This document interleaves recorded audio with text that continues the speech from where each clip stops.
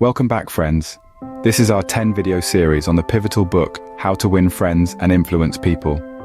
Today, we're diving into the third video of this series. We've embarked on this journey to decipher and apply the timeless wisdom tucked within the pages of this influential book. Our focus for today's exploration are chapters 4, 5, and 6 from part 2, titled 6 Ways to Make People Like You.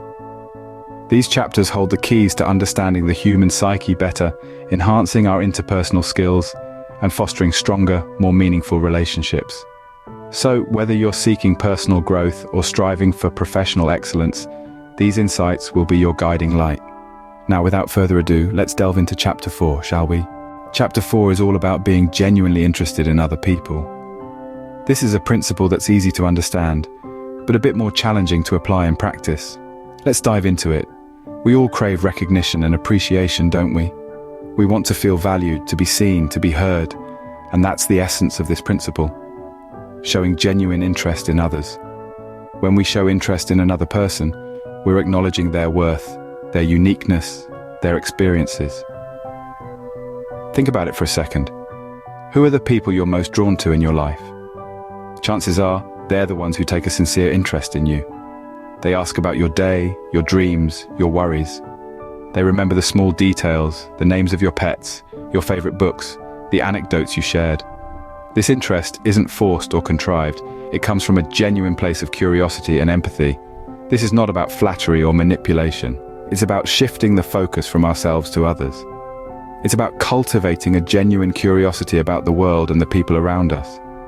It's about listening more and talking less. It's about understanding that everyone has a story to tell, a lesson to teach, a perspective to share. So, how can we put this principle into action? Start with small steps. Ask open-ended questions. Remember details from previous conversations. Show empathy when someone shares a personal story. Be present in the moment. Let the person know that you're not just hearing them, you're truly listening. This principle is a powerful tool for building relationships, both personal and professional. It fosters trust, encourages cooperation, and creates a sense of connection. It's a simple act of kindness that can make a world of difference in someone's day. And remember, being interested in others doesn't mean losing your own identity or interests. It's about creating a balance, a mutual exchange of attention and respect. Remember, to draw people in, show a genuine interest in them and their experiences. It's a simple yet transformative principle that can open doors and hearts. Moving on to chapter 5, we delve into the art and power of attentive listening. Being a good listener is more than just hearing words. It's about understanding and absorbing what's being said and responding in a way that makes the speaker feel valued and appreciated. Consider this. When you listen intently to someone, you're subconsciously telling them that their thoughts and opinions hold value. You're saying, "I respect you and I care about what you have to say." This, in turn, makes them inclined to like and trust you. It's a simple yet powerful tool that can transform your personal and professional relationships. So, how can you practice active listening? First, focus on the speaker. This means putting away distractions, maintaining eye contact, and giving them your undivided attention. Remember, listening is not just about the ears, it's a full sensory experience. Second, show that you're engaged. Nod your head, use affirmative words like yes and I see, and provide feedback when appropriate. This doesn't mean you have to agree with everything they say, but rather acknowledge that you're following along and understanding their perspective. Third, reflect and ask questions. This shows that you're not just passively absorbing information, but actively trying to understand it. Ask clarifying questions, paraphrase what you've heard, and offer thoughtful responses. Lastly, be patient. Good listening is not about waiting for your turn to talk, but giving the speaker the space and time to express themselves fully. Resist the urge to interrupt or finish their sentences. Instead, let them take the lead and guide the conversation. In essence, being a good listener is about respect. It's about acknowledging that every person has a unique voice and perspective that deserves to be heard. It's about creating an environment where people feel comfortable sharing their thoughts without fear of judgment or dismissal. So, to make people like you, be an active listener. Show them that their words matter. Let's now explore chapter 6, which teaches us how to make people feel important. This chapter uncovers a powerful principle, the significance of making others feel important. We all, inherently, yearn to feel valued and appreciated. When we make others feel important, we're tapping into this universal desire, fostering stronger, more positive relationships. Now, how can we do this? We can start by showing genuine interest in others.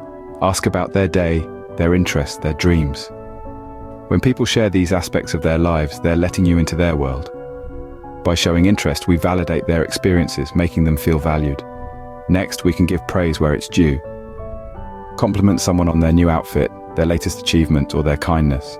But remember, the key is sincerity. People can sense insincere flattery from miles away, and it can do more harm than good. Genuine compliments, on the other hand, can brighten someone's day and make them feel truly important. Additionally, we can make people feel important by actively listening to them. This means not only hearing the words they say, but also understanding the emotions and thoughts behind them. When we listen actively, we show people that their words, their thoughts, and their emotions are significant to us. Lastly, remember to express your gratitude. A simple thank you can go a long way in making someone feel appreciated and important. It's a small gesture that can have a big impact. By applying these practices in our everyday interactions, we can make people feel important, fostering stronger, more positive relationships. Whether it's with our family, our friends, our colleagues, or even the barista at our favorite coffee shop, making people feel important can drastically improve our interpersonal relationships. To win over people, make them feel important and do it sincerely. This principle, if applied genuinely and consistently, can open doors to profound connections and mutual respect. It's not just about influencing people, it's about enriching our relationships and our lives. Now that we've covered chapters 4, 5, and 6, let's recap. Chapter 4 introduced us to the key principle of making people like us. It's not about grand gestures or expensive gifts, but rather about taking a genuine interest in others. It's about asking questions, showing curiosity, and demonstrating that we care about their stories, their passions, and their experiences. It's about connecting on a human level, and it's a principle that, when practiced, can significantly improve our interpersonal relationships. Chapter 5 emphasized the importance of being a good listener. We learned that active listening isn't about waiting for our turn to speak, but about truly hearing and understanding what the other person is saying. It's about putting our phones away, making eye contact, and giving the speaker our undivided attention. Active listening shows respect, fosters trust, and builds stronger, more meaningful connections. And finally, Chapter 6 taught us how to make people feel important. Remember, everyone wants to feel valued and appreciated.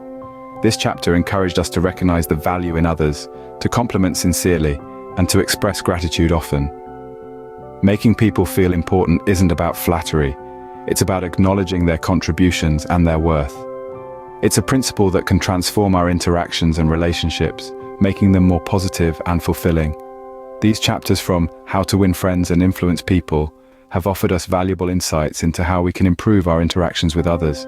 They've shown us that by taking a genuine interest in others, by truly listening when they speak, and by making them feel important, we can become more likable and influential. Remember, these principles aren't quick fixes.